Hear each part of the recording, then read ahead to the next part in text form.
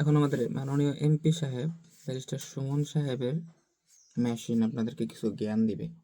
Sorry it's কি জানি কয়, অ্যাসিস্ট্যান্ট কিছু জ্ঞান দিবে সেলুনে গিয়ে।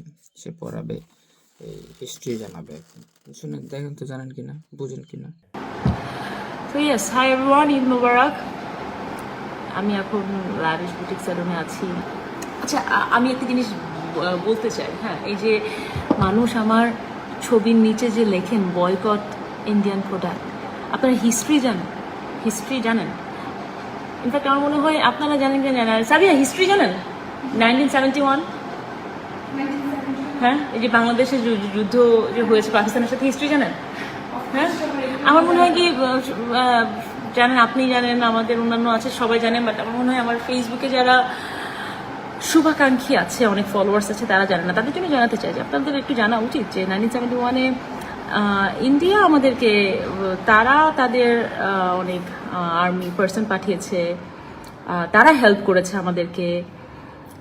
যদিও তারা নিজেদের স্বার্থে করেছে বা হোয়াট এভার, বাট তাদের স্বার্থে যদি আমরা বেনিফিটেড হই, উই শুড অ্যাপ্রিসিয়েট ইট।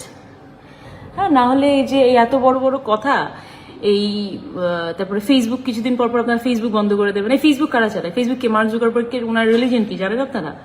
অশিক্ষিতর একটা লেভেল থাকে, লেভেল বাদে আপনারা অশিক্ষিত হয়ে যান। একটু গুগল করেন, একটু গুগল করে জানেন যে যাদেরকে বয়কট করতে চান তারা কোথায় আর আপনারা কোথায়, এবং তাদেরই প্রোডাক্ট দিয়ে আপনারা এখানে আসতেছেন।